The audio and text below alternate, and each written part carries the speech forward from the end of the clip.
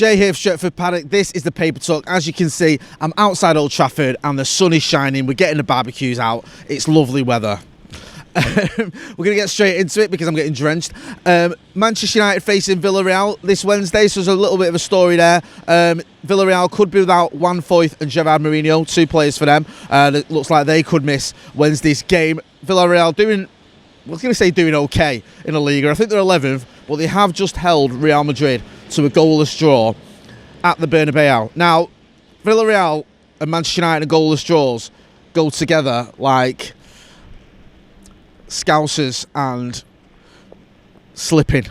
They're just a match made in hell, aren't they, really? Because we've got four goalless draws since we started playing them, and one 1-1 draw, I think it is, which ended in penalties that we didn't win, obviously, in the Europa League final. So I'm worried at the fact that they've just held Real Madrid, because we need a win. Obviously not beating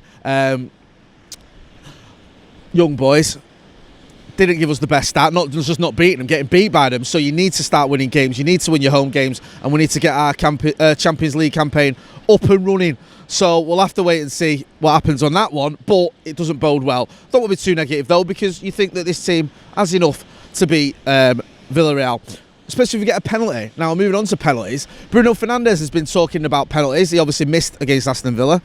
He said he'll take the next penalty without fear or dread if called upon. So he put out a Twitter statement, sort of not apologising but explaining himself. He didn't need to. I tweeted it myself, and I tweeted it from Paddock as well. He doesn't need to explain himself. His record for taking penalties for Manchester United is phenomenal. I can't remember the exact figure. I think he's taken, is it something like 20 odd and scored something like 26 and scored 24 or something for us. Whatever it is, there'll be a graphic, no doubt, but it's ridiculous. So he doesn't need to apologise. You don't need to apologise for missing penalties anyway. It's like when Marcus Rashford apologised for missing a penalty after the Euros, and I thought, you've just fed half the country. You don't need to apologise for missing a penalty.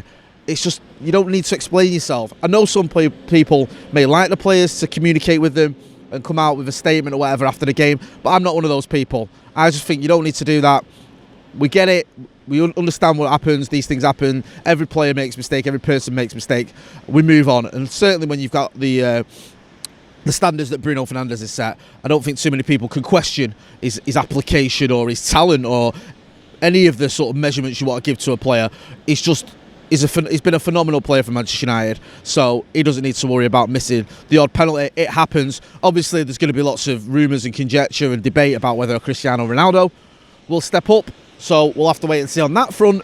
But in the meantime, whoever takes the penalties, if they miss, they miss. Moving on to Marcus Rashford, actually, I just mentioned him. He's called on the government to scrap their plans to cut universal credit. Marcus Rashford, who's obviously not played since he had his operation, but he's still fighting the government with his campaign to make sure people aren't skint and people have food, which is quite nice, really, isn't it? We're all very proud of Marcus Rashford, and he's not sort of giving up on that fight just because lockdown or whatever's ended. He's still taking it to the government, and long may that continue. Also, as well, just finally, there is a story about Edinson Cavani. Cavani's been linked with Barcelona. I think this came out of the Daily Star, that bastion of journalistic integrity. Now, whether you trust the Daily Star or not, it's up to you. It's our job to tell you who's reporting what. And they're reporting it, and I think the Express, another venerable newspaper institution, is reporting it as well. And I think even the MEN have picked up on it. They might have done, I'm not sure. A few papers have picked up on it anyway. That Barcelona want Cavani on loan in January. Now, for starters, I don't see that happening anyway. I don't think we're going to let Cavani go anywhere on loan. I think if you look at the options we've got up front, you'd probably say he's, all right, he might be third choice as our number 9 behind Cristiano Ronaldo, maybe Mason Greenwood, and then Edinson Cavani. But you wouldn't be letting him go. I think we're going to need him. Especially he signed a 1-year extension in the summer.